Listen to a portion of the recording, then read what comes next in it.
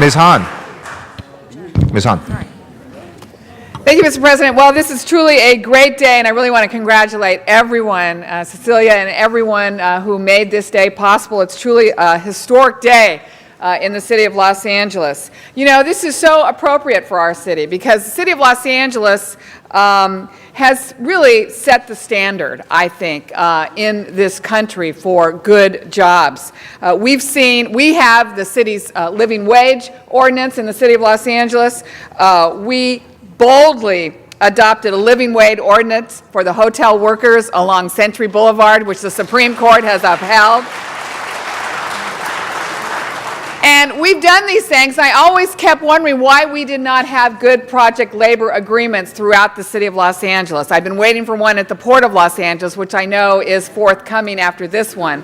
But it's great that our Community Redevelopment Agency has finally been the first agency to come forth with a great project labor agreement which will benefit so many people and ultimately benefit us. We have CRA project areas all over the city. I know I have some in my district, and these developers come into these CRA project areas and get benefits. They get tremendous benefits.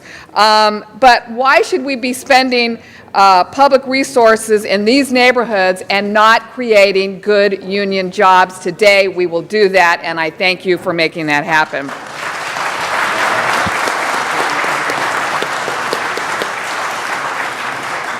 You know, I joined the marchers last Thursday as they were coming into the docks from the historic march Hollywood to the docks. I only marched about a half an hour. Some people marched 3 days. But it was so appropriate, and it was a great public awareness march that talked about the need for good paying jobs in America. And I always say this, hopefully the working poor will become an oxymoron someday. No one in America who works hard should be poor. And what you're doing today is making sure that the next generation growing up will be able to have more access to good paying union jobs. And we know that when projects are built with union labor, they are better built, they are built on time, they are built on budget, and they don't just build buildings, they build lives, they build communities, they build families. So what we're doing today is really very, very important. I really want to urge the other agencies in Los Angeles to follow CRA, particularly the Port of Los Angeles. If there's any place that it's a labor town, it's down in San Pedro. We need to make sure that we get that project labor agreement for all construction projects at the Port of Los Angeles. But today, I hope, ends the day that I will ever see the rat parked in front of any CRA project in my district ever again. Thank you, Ms. Han. Mr. Reyes. The rats. They park it in front. They bring. Thank you, Council President. I always echo the words of Father Greg Boyle that nothing stops a bullet better than a job. I mean, look at these CRA areas, at least in my district, almost 40% of our census tracts are at or below poverty. Each district is about 250,000 individuals. So we're talking about hundreds of thousands of youngsters, families who do not have access to jobs. These are the same youngsters who get sucked into the gang culture. So those who do not understand what it is to live in these neighborhoods ask, why is this happening? Well, it's happening because we aren't able to coordinate our resources. It's happening because we're not able to draw these links, these connections between our families, our kids, and our jobs. Now what we are doing is connecting our tax dollars, our increment dollars, to real projects with real opportunities. And it couldn't happen without the cooperation of the unions. So for that, I thank you. I thank you because when we now work with gang interventionists and the youngsters looking at that moment in time when we ask them, what are your options? What will you do with your life? What opportunities do you have? And they just give you that shrug and, oh, we don't know. Well, now we can say you have an apprenticeship program you can look to. You can have now an opportunity to develop work ethic skills, a trade that'll put you in that middle class and allow you to have that opportunity that many of you have been able to enjoy, many of us. So on behalf of all these youngsters, I say thank you, Cecilia, CRA, the board, to the city family. Let's learn from this. There's close to $1 billion that we as a city generate in contracts that goes outside LA County. That's about 30,000 jobs that are lost to other populations outside of the city. We can make a federal case that establishes the nexus between our poverty areas, our dropout rate, our need to take away the power of the gangs through a very basic notion, jobs. Thank you so much. Mr. Alarcon. Today it reminds me of a great man who spearheaded, I think, the onset of this effort, and that was Jim Woods, who represented labor on the Community Redevelopment Board and was a fighter to make sure that prevailing wage was the order of the day and was implemented at every turn. I only hope that other departments model this program, take this model and use it, particularly the housing department that I think needs to get their act in order in terms of prevailing wage and the responsibilities in that regard. We as a society have to recognize the benefits that we had when we had a higher proportion of union jobs. And that was we had a higher proportion of people who owned their homes. Today we have less than 31% of the people who own their homes in Los Angeles. Why? Because they don't make a decent wage. Because jobs are being shipped out of our city because of a foolish NAFTA agreement that was unwell thought of and has produced exactly the results that you said were going to happen. We lost a lot of jobs. And the jobs that were created in their place can't afford to buy homes. So is it the subprime lending that created this foreclosure process? No, it was low wages that created this foreclosure process, and fanciful lending practices were made because of the low wages to try and justify, to make some low wages look good. They came up with these fanciful lending practices. Well, the fact of the matter is 10% of the people in the nation who owned homes lost their homes in the last couple of years. That is a huge disruption to our economy and has thrown us into a recession, if not a full depression. So we have to recommit to good wages and good jobs. We have to understand that when Henry Ford said, "What good is it if I mass produce cars if my workers can't buy those cars?" He knew what he was talking about. If you make more wages, if more people make those better wages, they will buy more stuff. If they buy more stuff, everybody will do better. All the ships will rise. It's a very simple equation. It is either you believe that we should allow the greedy to take ownership of all the housing in Los Angeles and create a completely rental-driven society with no safety net when they have a problem, or we commit to independence, individual strength, where somebody is strong because they have a decent wage and they can take care of their own problems because they have the money to pay for the support services necessary when a crisis hits. That's the simple equation that union jobs provide. We need to incorporate that thinking in all the corporate sector, not just when it relates to CRA jobs, but throughout our society. It worked before in the 50s and the 60s. We need to make it work again because we are losing it, folks. We are down a slippery slope. This foreclosure crisis is not a blip on the radar screen. I believe it's a fundamental problem with our societal thinking about good wages. Minimum wage is not acceptable if we are going to create a strong society. Even livable wage,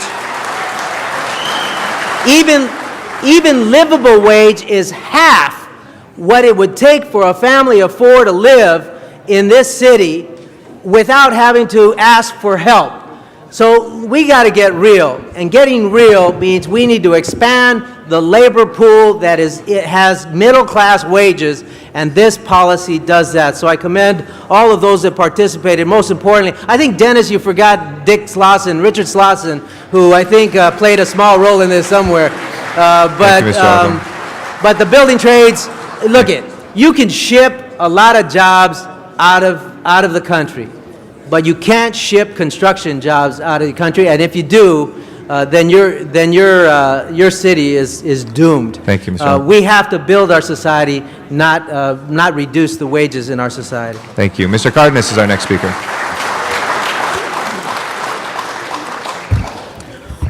First, I'd like to make a clarification.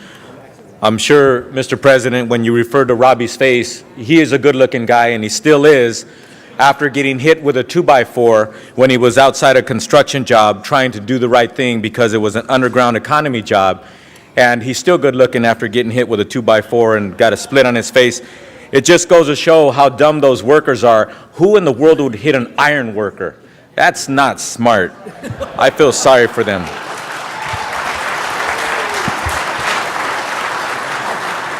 The head of the CRA, can you come up for a minute, please? Ms. Estelano, thank you very much. This is a great document, and in committee we went through some questions or what have you, but I want the full public to see and understand what it takes to make a good document like we have here. Just like Robbie was attacked, if we end up trying to enact something officially on behalf of the city to create this paradigm shift to making sure that we have excellent wages on the job when CRA is participating in a project, are we likely going to get court challenges on a document like this? I believe it is highly unlikely. As you noted, the first person to testify in support of this policy was a representative from the Central City Association. I believe that's a historic occurrence, that we have the business community. The Los Angeles Business Council also endorsed this policy. Somebody can always sue us, but we have an extremely strong case because we are enacting this policy out of our proprietary authority when we own land and we ground lease it, or secondly, when we provide a substantial subsidy, financial subsidy to a project. In this case, it must be $1 million or more, and only in that case will this policy kick into place, and we certainly have strong legal basis to require a PLA or local hire policy. The third case is when we're doing our own contracting, like the Board of Public Works, and we're building our own public improvements, and we clearly have support to do that. Now, the reason why I asked that question is because when we were in committee, we actually covered the fact that there have been cases that were taken to court and actually they were sustained. For example, the city of San Francisco, they sustained their ordinance because they wrote it a certain way, and the court actually gave opinions on certain sections as to why it was written a certain way and why it's still legal, and it was upheld. My point is, this document has taken into account that legal precedent and actually put the language in this ordinance so that if not everybody's a member of the Central City Association, there could be a contractor out there who says, you know what, I don't want to comply, try to challenge it in court. This document is written in a way that, in my opinion, it will sustain such a challenge. Okay? So the reason why I wanted to point that out is because one of the things that we pointed out in committee is how long did it take to actually create the document so that we feel comfortable and confident that it is now in the condition that it needs to be in order for it not to only intend to do the right thing, but it will sustain the right thing. Councilman, it's been 2 years in the making, and the last year in particular has been very, very intensive. We engaged a number of focus groups. We held over 60 meetings with a variety of individuals, both contractors, developers, small contractors, small developers, large developers, for-profits, nonprofits, in addition to the labor community, in addition to community advocates. UJCC appeared here. We worked with many of the job training and job assistance programs. We did this, we think, the right way by casting a broad net of constituents and stakeholders, getting their input, and as the CCA representative, Veronica Perez, noted, the last version looks very different from the first version because we took into account all of the comments we received, and it's a much stronger document as a result, and I think we will prevail in any potential challenge. The reason why I wanted you to explain that is because I think it's important for people to understand when we're trying to do the right thing in this country, there are legal parameters, There's the right thing on the street that we want to effectuate, but at the same time, sometimes you just can't do it overnight. Sometimes you have to take the time and energy to meet with the community and ask the questions about what needs to happen on the street, how will this work on the street, yet at the same time we have to meet with our legal minds to make sure that we don't create something and then several months later some judge throws it out and we're back to square one. And then we have people that are really demoralized because they got their hopes up, they got their expectations up, and before you know it, we didn't do it right. So the reason why I wanted you to explain that is because in this particular case, you did do it the right way. You took the painstaking effort to make sure that you covered as many bases as humanly possible, and you did that. This is a document that I don't think there's a 2x4 out there that can break this document, and therefore, we're not going to have to worry about the spirit being broken by this being thrown out in the courts. So I want to thank you for your diligence. I want to thank you for doing it right, and I want to thank you for creating the balance that I'm sure it took when people are pushing you and pushing you, let's get this done this month, let's get this done right now, but it wasn't ready. It's ready now, and we're looking forward to voting for this. And once again, congratulations for doing it right. I know it's not easy because people get impatient, but you did it right. Congratulations.